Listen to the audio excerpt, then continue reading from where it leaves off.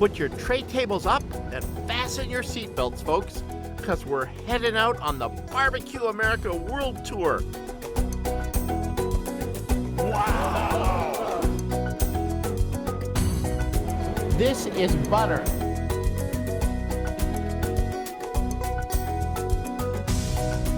It's time to barbecue, America!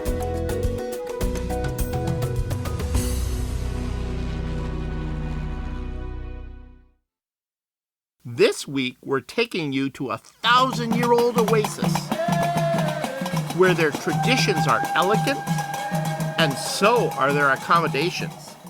Would you care for a hint of mint in your tea? Put all this in? You squeeze it and put it inside. My heavens above.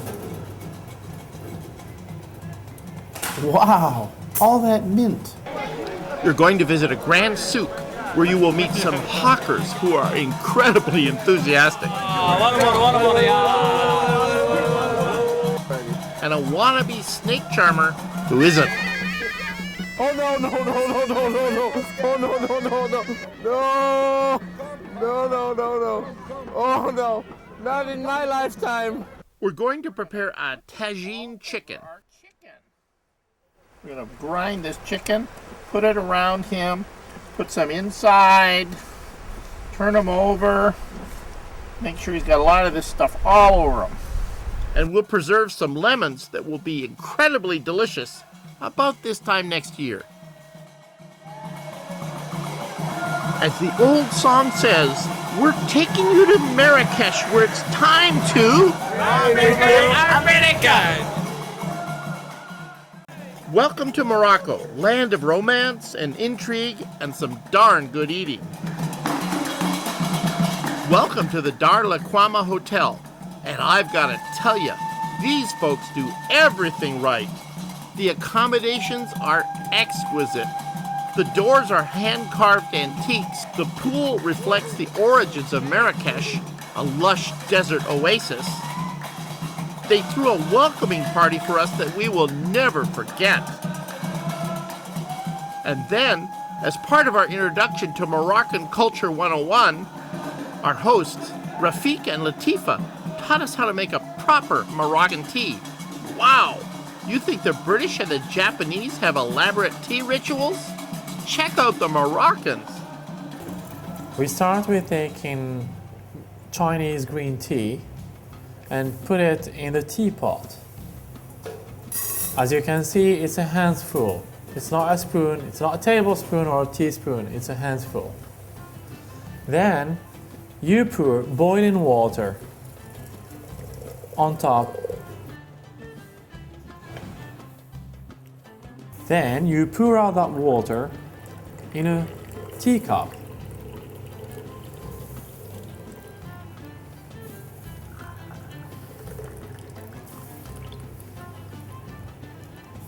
And you already got the color of the tea.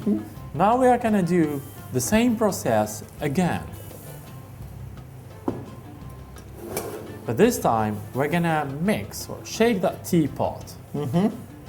So what's happening now? The first time we put the boiling water, those leaves were rolled. Right. Okay? And the first boiling water softened the leaves and they opened and there is dust inside. And this is all the dust that was inside the leaves. The dust. Yes. And then we take some fresh mint from our garden. A huge bunch, as you can see, Yes. for this teapot. Yes. It looks like a lot of mint, but Yes. it's not for proper Moroccan tea. Put all this in? You squeeze it and put it inside. My heavens above. Wow, all that mint. Go away. Then you collect back the first teacups that were clean and pour them on top.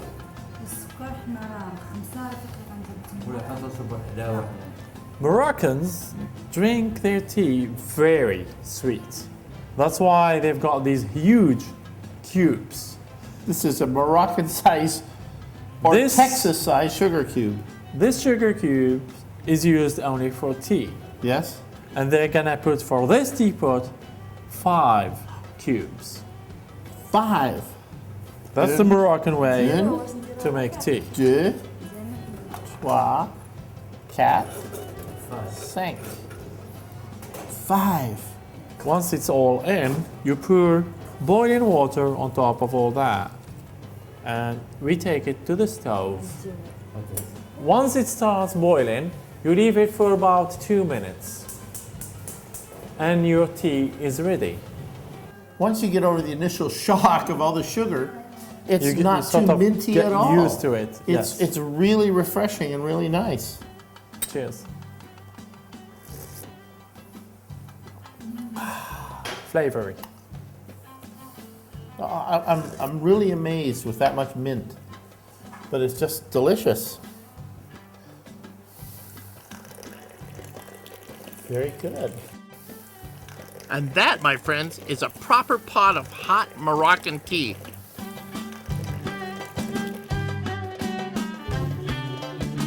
And dinner that night was a lesson in Moroccan grilling, inside.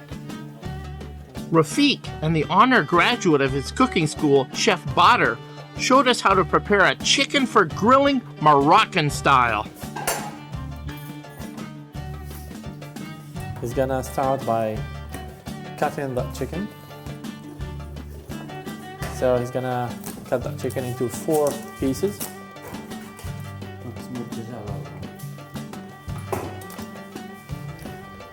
We've already chopped the ingredients we're gonna use. So we have coriander, finely chopped, parsley, garlic, and onions.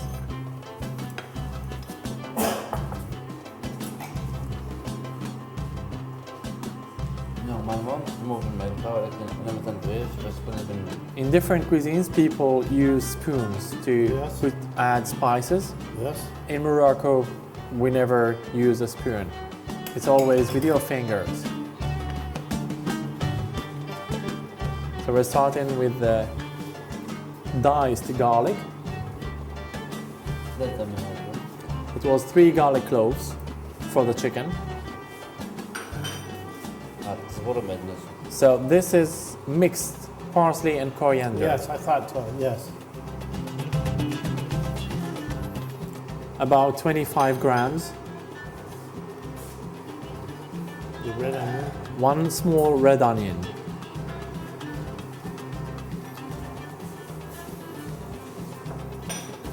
Now, as we are using our fingers, we start with salt. Otherwise, if you start, for example, with paprika and put your fingers in Color, salt, yes. it's gonna color your salt.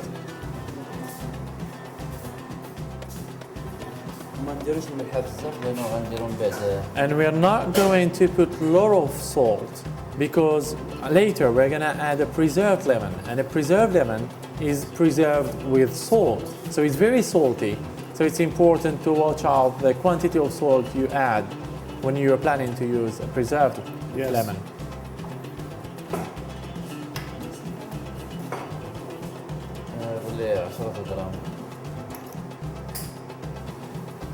The black pepper? Black pepper. Very finely ground. Yes, it's a powder. Yes. Ginger going next.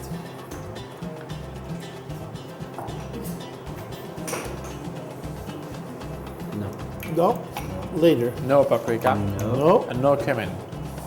Okay. Amazingly enough, he's not putting any cumin, while in most Yes. Moroccan dishes, Yes. and I mean 90%, we put cumin. Now we are putting food coloring. Do you want me to show it to you again? from Morocco. Saffron. إذا خفتي منه دير شوية من بعد إذا بدك اللون ما هو هذاك تزيد. We usually we don't tend to call this saffron because we have the saffron filament here, which is real saffron. Whoa. So if you ask for saffron here, they will give you saffron filament. Very expensive. Then the preserved lemon. But we're not gonna use whole as it is. So we start by taking the flesh out and leaving the skin. Some people add lemon juice to the mixture here to leave it to marinate. But our chef Badr prefers the preserved lemon because it gives much more flavor. Then now he's chopping the flesh of the preserved lemon that he is adding to the whole mixture. All Moroccans don't use olive oil. It's much more used in the mountains where the Berbers are. They've got a lot of olive trees, a lot of water to irrigate those olive trees, and thus a lot of olive oil. But alongside the sea, they don't have much olive oil, and this is their recipe, so they don't use olive oil. Use sunflower oil. Yes. Now that everything is put together in here, he's gonna mix everything with his hands. And make sure you put all that mixture inside your chicken. It smells wonderful. It can smell the coriander, smell the garlic, the onion. No saffron, but saffron doesn't have a smell, does it? It doesn't, No. it's just for color. It was a wonderful meal, elegantly served in a beautiful room. An overall unforgettable experience for Kate and me. Another must-see in Marrakesh is the Grand Souk, where you will see some of the usual farmers market fare and maybe a thing or two not so common back home. Like these guys.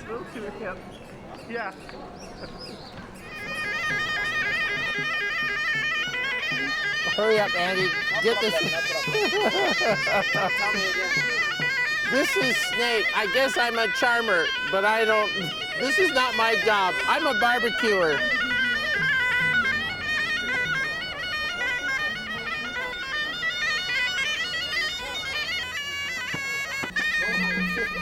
Oh no no no no no no no!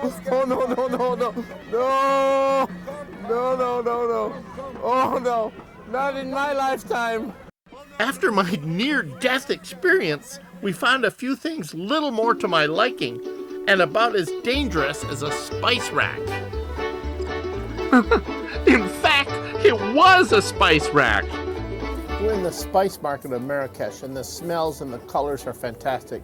The saffron, the curries, the mixes, the henna, absolutely beautiful, and the smell is fantastic. This is the place to buy spice.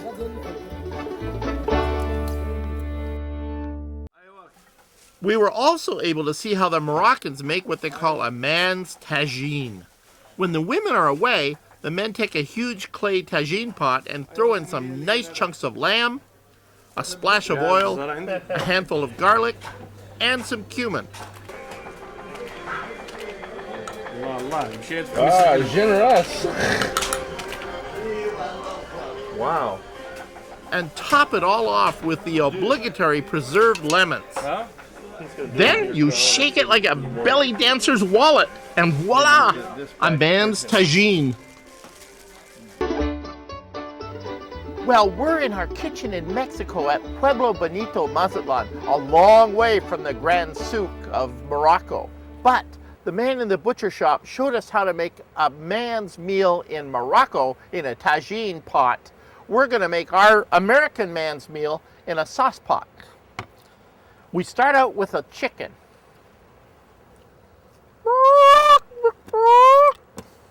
But first we're going to make a rub. We're going to take some marjoram. We have some garlic, fresh garlic, marjoram. We're going to put in some wonderful cumin. This is ground cumin. I'd rather use ground cumin than cumin seed because it can sometimes be kind of hard to grind it. We know, we've tried here. And a little bit of paprika. Just a little more.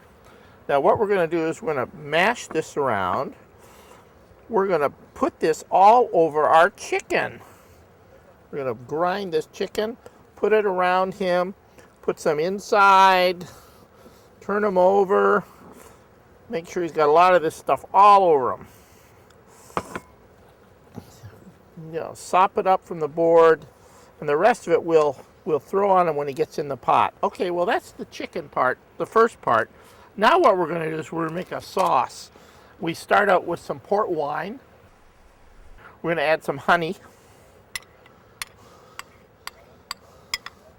This is a very simple dish. It takes about an hour and a half in the oven, and it's almost as good as beer butt chicken. We have some olive oil, about 2 tablespoons of olive oil. We're going to throw in some coriander. Mush that up here. Now we take our chicken and we put it in a sauce pot. Now we put oranges in the bottom of this. You can also use a casserole. If you have a tagine dish for your barbecue, great. We'll put that in there with orange slices. You can use lemon or tangerine. We're going to pour this sauce all over the chicken. Again, it's wine and honey and the spices that are on the chicken. Now we're going to cover it with dates. These are chopped dates. Your favorite kind, medjool dates, are probably my favorite. This will be a very sweet, nice taste. And we're going to bake this for about an hour and a half, about 400 degrees. And the other thing is, now I don't like olives. I'm sorry, I don't like olives. But in this dish, the olives add a nice tartness to the sweetness of the dates. We'll run this all around. We'll take our remaining spices here, sprinkle them on the top. And we're going to put this right in the barbecue. Well, again, about 400 degrees for about 40 to 45 minutes.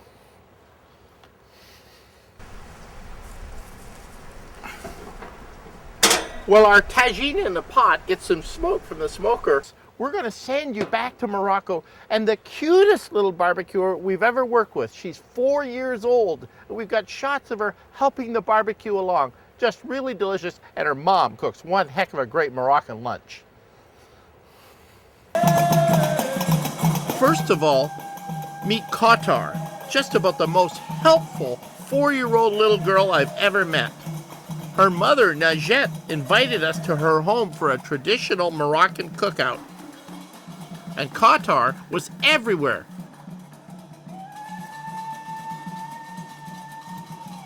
And here we go again. Moroccans do love their spices hand-rubbed and messy. It adds to the flavor, they say. And they love to fan the coals constantly, everywhere we went. Fanning and more fanning. And sometimes they even cheat. So I guess it's time for Qatar to take up the national sport. And when all was said and done, oh my goodness. This was marinated in cumin, black pepper, little olive oil, paprika, grilled very quickly, very small pieces over a Moroccan typical grill, charcoal. It's absolutely delicious. In fact, I think I'll have another piece.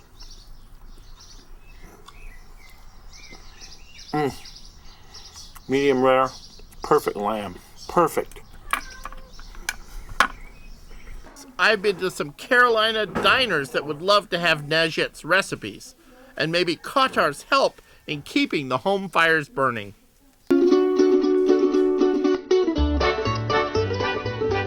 Remember the preserved lemons that Rafiq used on our chicken dish earlier in the show? As we traveled through Morocco, we found them everywhere. So let's head back to Mazatlan to show you how easy it is to do. Our Moroccan tagine chef showed us that they use preserved lemons in everything. So I wanted to show you how to do preserved lemons. Now this takes a while, but it's worth it. As they say in Morocco, as Allah gives you lemons, make preserved lemons. No lemonade. We start out with lemons, nice skin lemons. We cut the end off, both ends of the lemon. I usually just throw them into the pot. Now we cut 3/4 of the way down each lemon Now we turn it over and we go the other direction, 3/4 of the way down for each lemon, and we put them in the pot. We jam them in there. Do the same with the other lemon. What you want is a crock at least this big or bigger. You can do up to a dozen lemons.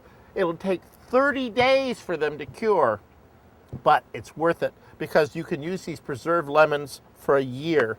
And how you use them is you rinse them off with water, and then you use the pulp. And I'll tell you what, you'll have the best flavored lemon of any time you've ever had in your life. Again, turn it over, go the opposite way, and as the lemons get preserved, they shrink up, and you have to add more lemons and more salt. So we jam this in, fill it with salt, just ordinary table salt or kosher salt. Again, fill it all the way to the top, jam it down. You see the liquid coming out. That's good because that means that the lemons have already started releasing their juices. Seal it up, put it in a cool, dark place, again, for 30 days minimum. You can use these for at least a year. Anything that requires lemon, any cooking, use this. Remember to rinse it off first or you'll have real salty lemons. But for now, it's time to head back to Marrakesh. And if you ever visit here, you'll certainly notice the blend of modern and the ancient. The truly adventurous who want to venture out of town and back in time, head out to the Berber tribal market, where you will figure out very quickly that you're not in Marrakesh anymore. These are Aboriginal Moroccans, and to the Western eye, things haven't changed much here since Caesar was a corporal. But they still love the spices, can still fry up a pretty tasty meal, and still know the recipe for a fine man's tagine. A nice place to visit, but I think I prefer the Grand Souk. You know, the first time we went to the Grand Souk, it was on a lazy, rainy morning. And while we saw some beautiful things, it was really laid back. So we decided we should go back at night. And oh my, what a difference.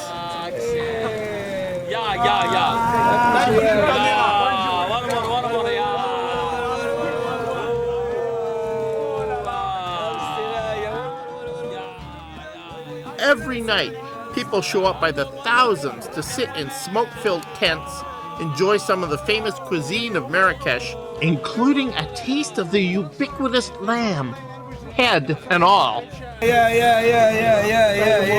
You know what? I kind of like these guys, and I'm not sure why. It's bloody good. American. Ah, that's why I like these guys. As we get set to enjoy our Moroccan dinner, we want to thank you for being with us on Barbecue America, the World Tour. Come back next week for some adventure, some great fun, and chicken!